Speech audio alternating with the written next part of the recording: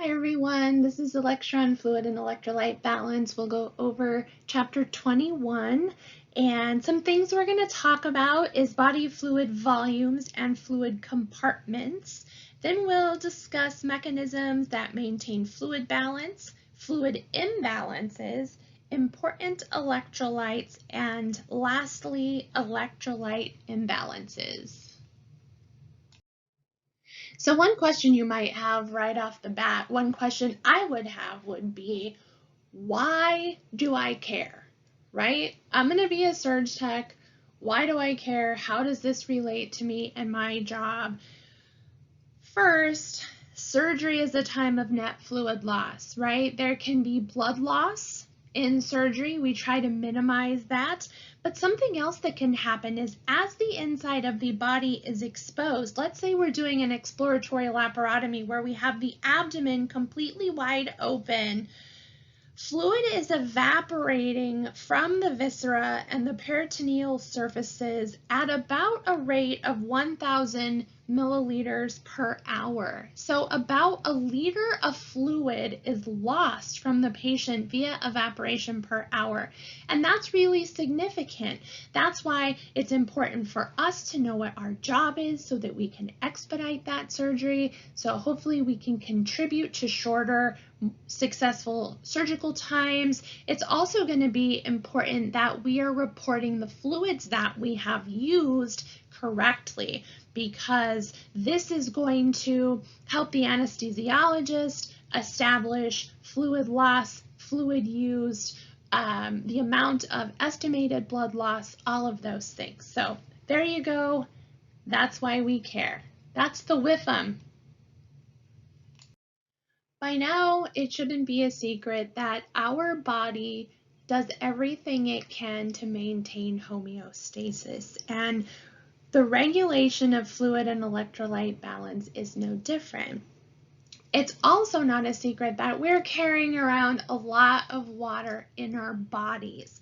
The average male has about 60% body composition of water, where the female has about 50%, and the baby can have up to 80%. So between 75 and 80% of the newborn's body weight is water. So where is that water at? Well, if we're talking about that average male, then about 3 liters of that fluid is going to be in the blood plasma.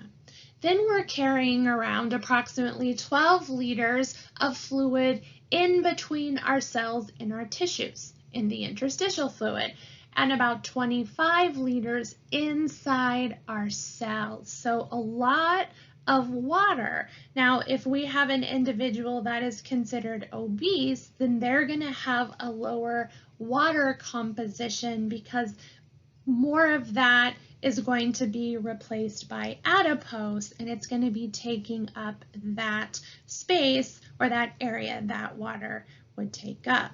So as far as the little ones, in about the first 10 years of life, the percentage of body water decreases pretty rapidly. Then when we look at elderly individuals, the amount of water per kilogram of body weight decreases again, right? And so this is why we typically see the elderly population has a decrease in muscle mass and an increase in fat due to the aging process. I found this image and I thought I would share it with you because it's really interesting what parts of our body, what percentage of those areas are made up of water. So if we're talking about the blood, 95% of our blood is water. And then if we go all the way to the other side of the spectrum, about 22% of our bones is water. And then we have kidneys, muscles, heart, and brain somewhere in between there. This is a pretty good look at how much each of these tissues are composed of water. There are two major fluid compartments in the body, the extracellular compartment and the intracellular compartment. And we're already familiar with these terms. Extracellular fluid, ECF, is going to be the fluid that is not in our cells, right? It's in between the cells. And we've been calling that interstitial fluid, right? The fluid that surrounds the cells. We've also talked about how plasma is a large part water, and then transcellular fluid is going to be the fluid that comprises our lymphatic system, joints, cerebrospinal fluid, and the eye. The intracellular fluid is the soup inside the cell. It's considered the largest fluid component, and within the cell, this intracellular fluid holds the organelles, and it is also very important for chemical reactions so that they can occur in the cells, and the cells can carry out the operations that they need to so that they can reproduce and make ATP and all of that fun stuff. So again, fluid and electrolyte balance is all about the body's desire to achieve and maintain homeostasis. And there's two ways that it does that.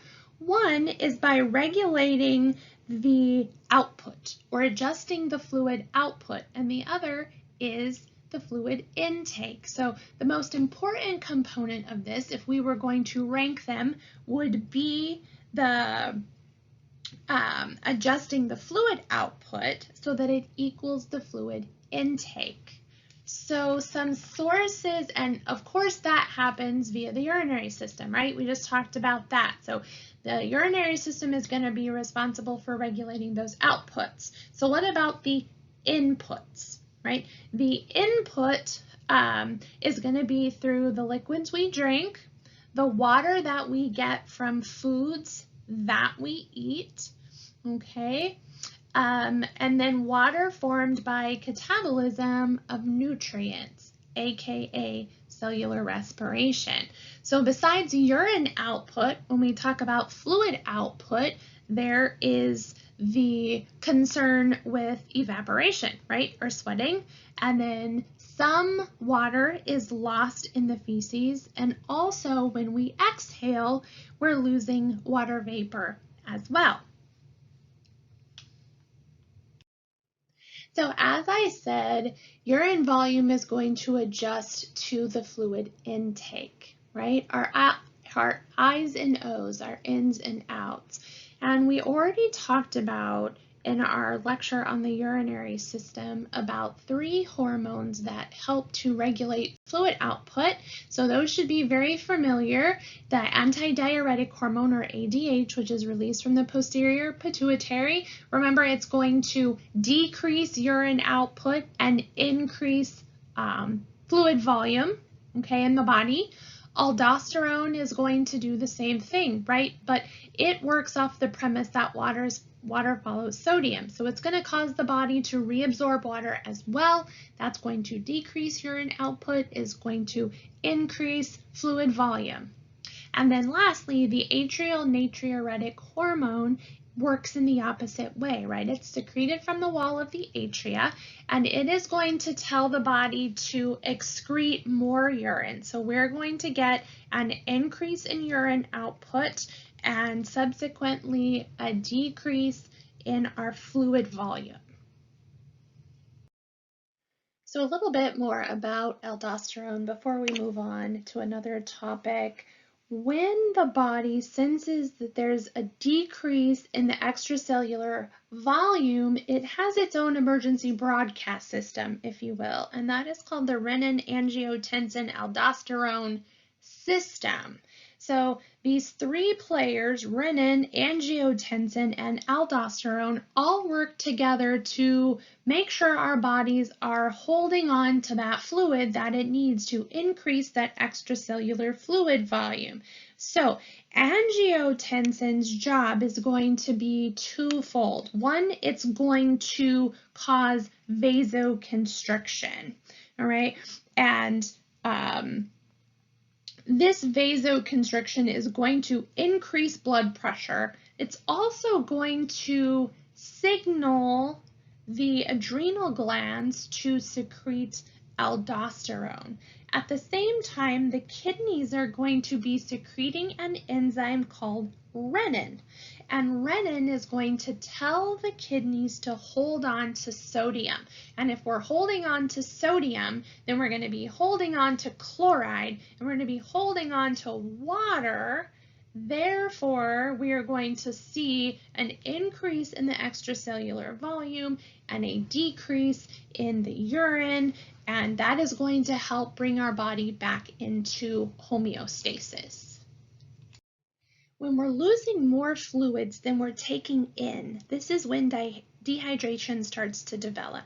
This is going to cause changes in the extracellular fluid. Extracellular fluid volume is going to be decreased because we are dehydrated, right? So when sensory receptors in the hypothalamus get the message that dehydration is occurring, that's going to cause the hypothalamus to send signals to the body to conserve water. And the first thing that's going to happen is that our mouth is going to get dry, right? Because there's going to be a decrease in salivary secretions. Hopefully, this is going to encourage us to drink something, water, right? To compensate for that previous fluid lost and ultimately restore fluid balance.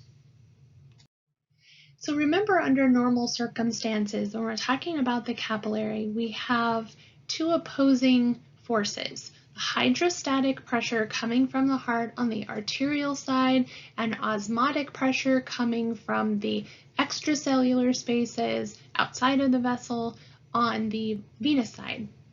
And so when this is working appropriately, fluid moves out accordingly on the arterial side, and oxygen, whatever, diffuses out into the interstitial spaces, and then certain components diffuse in on the venous side.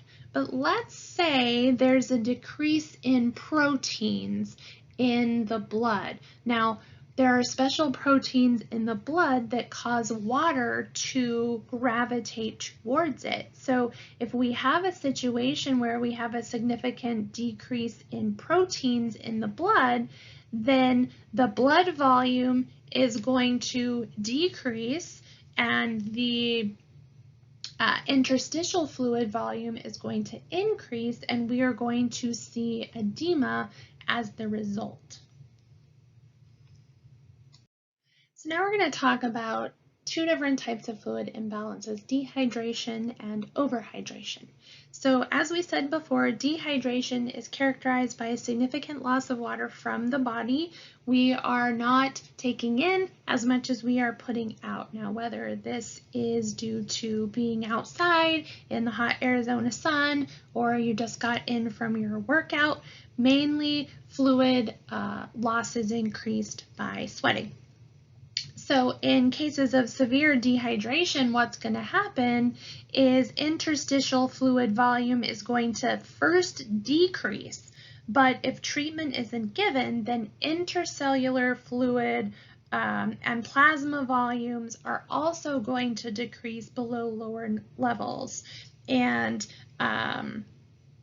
if there's prolonged dehydration, this could eventually lead to death.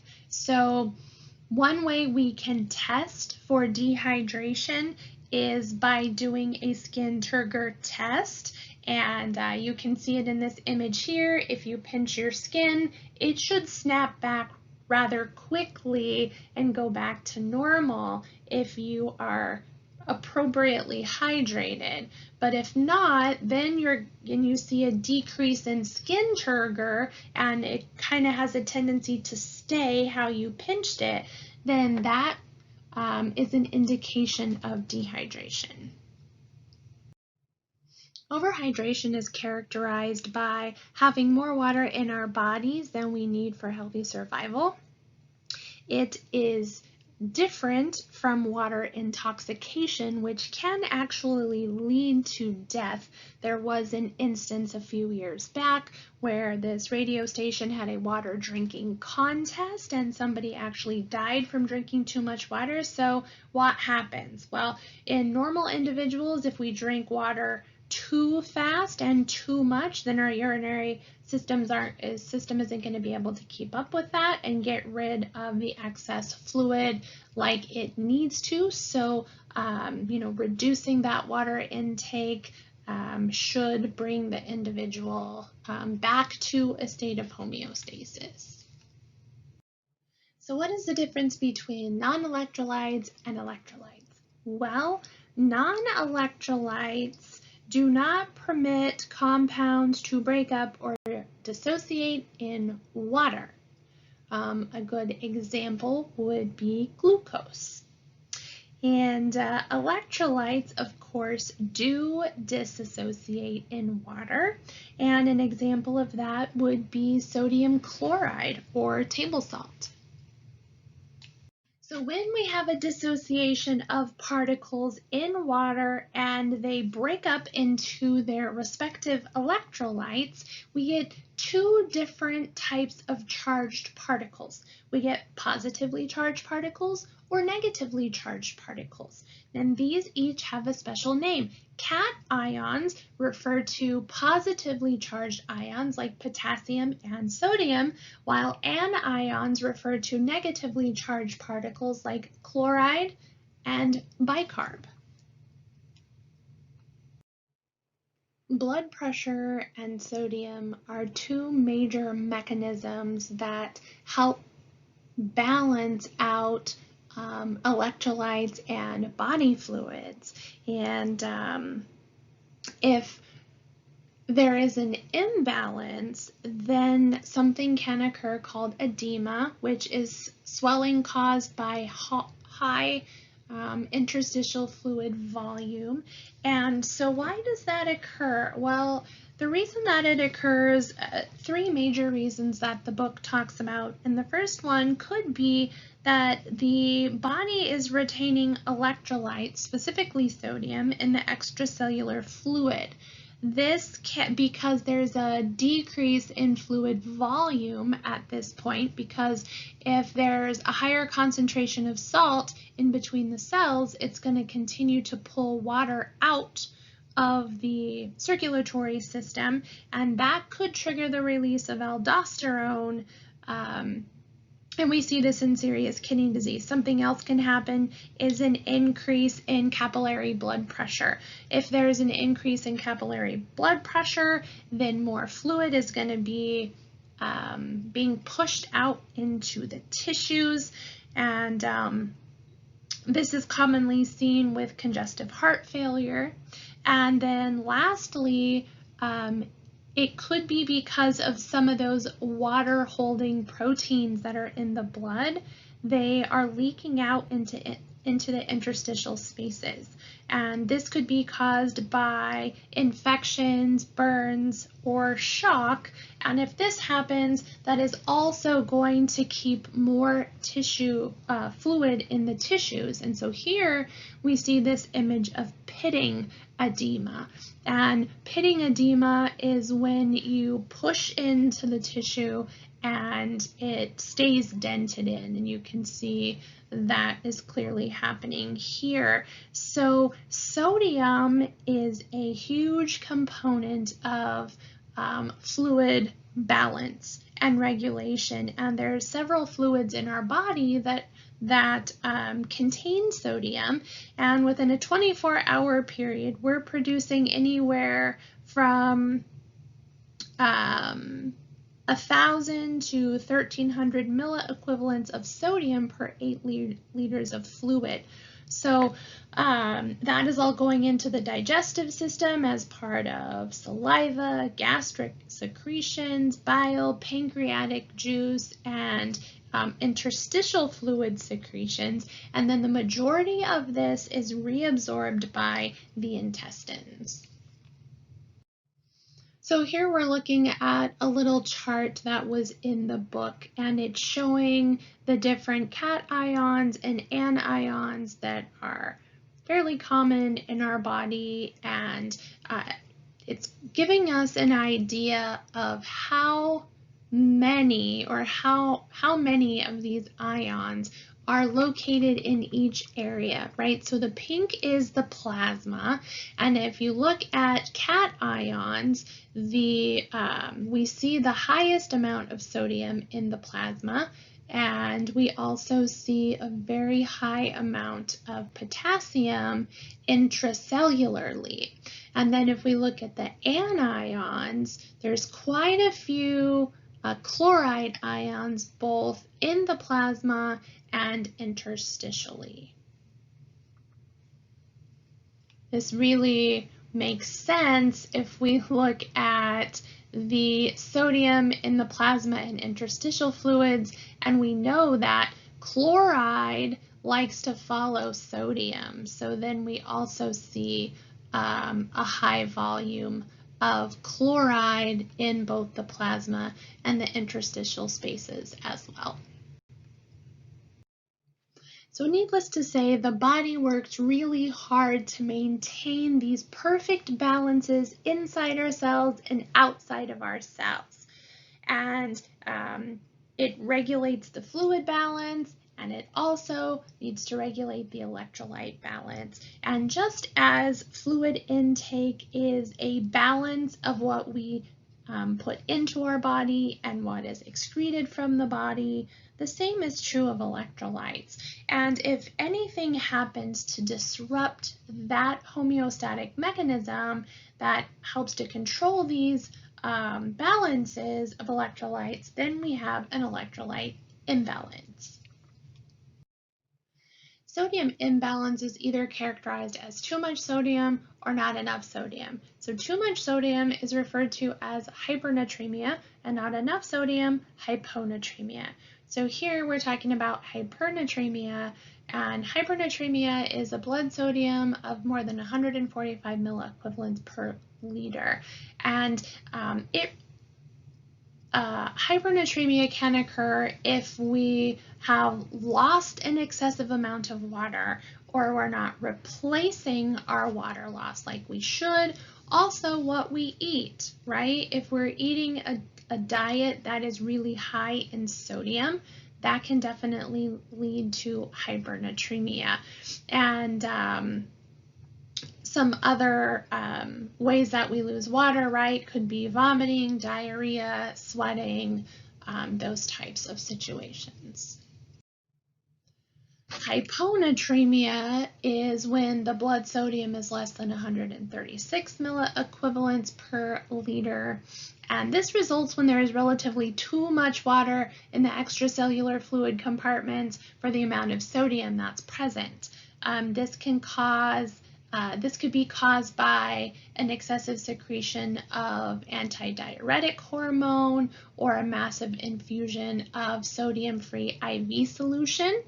It could also be a result of burns or prolonged use of certain diuretics, and symptoms associated with both hyper and hyponatremia are related to the central nervous system, such as headaches, confusion, seizures, and coma. Too much potassium is called hyperkalemia, and not enough potassium is called hypokalemia. Hyperkalemia is when blood potassium is more than 5.1 milliequivalents per liter. It can be caused by an increase of potassium intake in the diet. It could also be caused by a shift of potassium from the intracellular fluids into the blood due to tissue trauma or burns. Could also be associated with the kidney's inability to excrete excess potassium, and so we have more of it just floating around. Clinical signs of hyperkalemia are pretty much the same as hypokalemia. We're going to see issues with skeletal muscle function and cardiac muscle as well. So we could see muscle weakness, paralysis, and eventually could lead to cardiac arrest. Hypokalemia, as I said, is low blood potassium, and it is less than 3.5 milliequivalents per liter. It can be caused by fasting or different diets that are low in potassium, or the abuse of laxatives, certain diuretics, diarrhea, vomiting, gastric suction. Here we're losing a lot of fluids, so we're going to be losing potassium with those fluids. And again, like I said, clinical symptoms are going to be the same. We're going to see skeletal muscle weakness, cardiac problems, and that could eventually result in cardiac arrest. All right, last but not least, calcium imbalance. So too much calcium, we're going to have hypercalcemia, not enough calcium, hypocalcemia. So hypercalcemia, what does that mean? We're looking at blood calcium levels more than 10.5 milligrams per deciliter. And what can cause that? Well, one thing that can cause that is an overdose of vitamin D. Can also be caused by different types of bone tumors or hyperparathyroidism. Remember, our parathyroid is going to signal osteoclasts to break down bone to release calcium into the bloodstream. So if something is going awry with the parathyroid, then we could get too much bone being broken down, too much calcium in the blood. What else can happen? Kidneys aren't excreting the excess calcium like they should. So if we have something going on with the kidneys, they're not working like they should, then we could also see hypercalcemia as a result. Could also be a result of certain types of diuretics. Regardless of what causes it, we're going to see decreased neuromuscular ability. And this could result in fatigue, muscle weakness, diminished reflexes, and delayed atrioventricular conduction of the heart. Okay, that could potentially lead to cardiac arrest as well. With hypocalcemia, we're going to see blood calcium levels that are less than 8.4 milligrams per deciliter. And the reason we may see hypocalcemia could be due to an increased excretion of calcium. Could also be due to pancreatitis or hypoparathyroidism, right? We don't have enough parathyroid hormone, so it's not telling those osteoclasts to go to work to break down the bone to release the calcium that we need in the bloodstream. Could also result from rickets or osteomalacia or renal insufficiency. So what are some signs that we're going to see?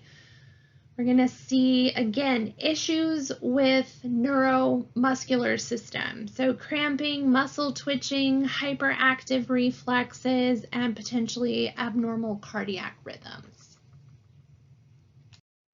And this brings us to the end of our fluid and electrolyte balance review.